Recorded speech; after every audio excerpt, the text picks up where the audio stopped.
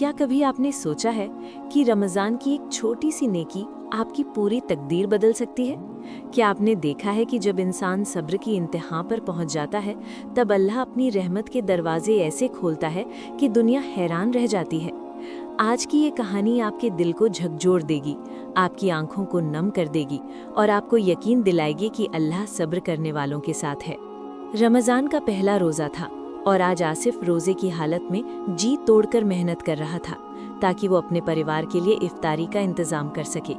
तभी उसका मालिक सुलेमान आता है और उससे कहता है, अरे आसिफ, तू अभी तक यहीं है? अब तो इफ्तार का वक्त हो गया है और आज तो तेरी बीवी ने इफ्तार में बहुत कुछ बनाया होगा। ऐसा कर, तू ये काम छोड़ और अब अपने घर जा। आसिफ बोला, नहीं मालिक, मैं ये काम अधूरा छोड़कर नहीं जा सकता। अगर मैं इसे अधूरा छोड़कर गया तो मुझे पूरे पैसे नहीं मिलेंगे। सुलेमान बोला, ओहो आसिफ, पैसे कल ले लेना, अभी तो घर जा। आसिफ बोला, नहीं मालिक, मैं पैसों के बिना घर नहीं जाऊंगा। सुलेमान झुंझलाकर बोला, जब मैंने एक बार कह दिया कि मेरे पास पैसे नहीं हैं तो मतलब नहीं है, अब मेरी जान मत खा। अपने मालिक की बात सुनकर आसिफ की आंखों में आंसू आ गए और वो सोचने लगा, काश मालिक, मैं आपको ये बता सकता कि मैं इफ्तारी के लिए ही यहाँ काम कर रहा हूँ, लेकिन आपको क्या पता कि मेरे घर इफ्तार में सिर्फ पानी के अलावा कुछ नहीं है। सुलेमान बोला, अरे आसिफ, अब ज्यादा मत सोच और अपने घर जा। इतना कहकर वो वहाँ से चला गया। आसिफ सोचने लगा, या अल्लाह, मैं कैसे खाली हाथ अपने घर जाऊं?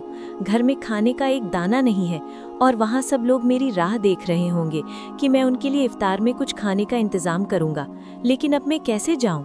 आसिफ परेशान हालत में अपने बोझिल कदमों के साथ घर पहुंचा, जहां उसकी बीवी आसिया और उसका परिवार खाली दस्तरखान पर बैठे उसका इंतजार कर रहे थे। बहन बोली, भैया आ गए आप? हम सब आपका ही इंतजार कर रहे थे, आइए रोज़ा खोल लीजिए। आसिफ बोला, किस मुंह से आऊं बहन, मैं बहुत बुरा हूं। मैं तुम लोगों के लिए अच्छी इफ्तारी तो क्या, ढंग की खाने का इंतजाम भी नहीं कर पाया। लानत है ऐसे मर्द पर। आसिफ को अफसोस में डूबा देख उसकी बीवी आसिया को बहुत तकलीफ हुई। वो बोली, आदिल के अब्बू, आप फिक्र न करें, अल्लाह बड़ा मेहरबान है। आप देखिएगा, इस रमजान की बरकत से जरूर कुछ न कुछ इतनी मामूली चीजों से कैसे गुजारा होगा। चलती हूँ, वहाँ इज्जत मिलेगी। फिर उन सब ने मिलकर अपने पहले रोजे को सब्र और शुक्र के साथ पानी से खोला। दूसरी तरफ रेहान के घर इफ्तार नहीं बल्कि एक बड़ी दावत का इंतजाम था, क्योंकि उनका दस्तरखान तरह तरह के पकवानों से भरा हुआ था। एक आदमी बोला, ऐसा लग रहा है जैसे आपके घर इफ्तार नहीं बल्कि किसी के वलीमे की दावत हो। रेहान हंसकर बोला, बस अल्लाह का करम है, आप लोग दिल खोल कर खाइए। फिर किसी ने पूछा, आपका छोटा भाई आसिफ कहीं दिखाई नहीं दे रहा, क्या आपने उसे नहीं बुलाया? रेहान बोला, छोड़िए भाई उन्हें, यहाँ सब हमारे जैसे अमीर लोग हैं, उस गरीब को बुलाकर क्या अपनी बेइज्जती करवाऊं। तभी उसकी बेटी सरहा आई और बोली, अब्बू, मैं और अम्मी पड़ोस में सबको इफ्तारी बांटने जा रहे हैं। रेहान बोला, हाँ बेटा, जाओ। वे दोनों आसिफ के घर पहुंची, जहां सब खाली दस्तरखान पर बैठे थे। सरहा बोली, अस्सलामु अलैकुम चाची, ये लीजिए इफ्तारी। आपका दस्तरखान तो खाली है, क्या आपने इफ्तारी नहीं बनाई? तभी उसकी माँ आयशा हंसते हुए बोली, बेटी, तुम्हें नहीं पता इनकी हालत, ये लोग गरीब हैं, कहाँ से बनाएंगे इफ्तारी? हमारे घर अल्लाह के करम से इतनी इफ्तारी बनती है कि पूछो मत, इसलिए हम गरीबों में बांटते रहते हैं। आसिया ने कहा, नहीं भाभी, इसकी जरूरत नहीं, आप इसे ले जाइए। आयशा बोली, अरे रख लो, हमें तो आदत है गरीबों की मदद करने की, वैसे भी तुम लोगों ने कभी एक प्लेट इफ्तारी भी नहीं भेजी।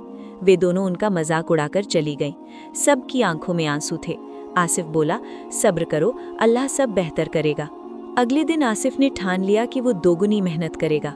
वो गोदाम में बोरे उठाता रहा। रोजे की हालत में प्यास से गला सूख गया, आंखों के आगे अंधेरा छाने लगा और वो बेहोश होकर गिर पड़ा।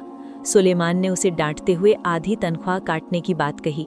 आसिफ गिड़गिड़ाया, मालिक, मेरी तनख्वाह मत काटिए, मुझे आज पैसों की बहुत ज़रूरत है। किसी तरह उसने काम पूरा किया और थोड़ी सी तनख्वाह लेकर खुश हुआ। उसने कुछ खजूर खरीदे और घर आया। उसकी शादीशुदा बहन फरहा आई और इफ्तारी देखकर ताना मारने लगी कि क्या तुम्हारी इतनी भी औकात नहीं कि बहन को ढंग का खाना खिला सको। वो रेहान के घर चली गई, लेकिन वहाँ उसे इज्जत नहीं मिली। उसे एहसास हुआ कि गरीबी बुरी नहीं, बेइज्जती बुरी है। धीरे धीरे आसिफ की नौकरी भी छूट गई। घर में फांके होने लगे। उसका बेटा आदिल जिद करने लगा कि वो भी रोज़ा रखेगा। घर में सहरी के लिए कुछ नहीं था, फिर भी बच्चे ने रोज़ा रख लिया। इफ्तार में बस एक खजूर और पानी था। आदिल रोने लगा कि उसे बिरयानी चाहिए। उसी वक्त रेहान मोहल्ले वालों को लेकर उनके घर आ गया और उनका मजाक उड़ाकर चला गया। आसिफ रोते हुए अल्लाह से दुआ करने लगा। अगले दिन किसी ने एक प्लेट इफ्तारी भेजी। तभी दरवाजे पर एक बूढ़ा बाबा आवाज लगाने लगा, अल्लाह के नाम पर दे दो।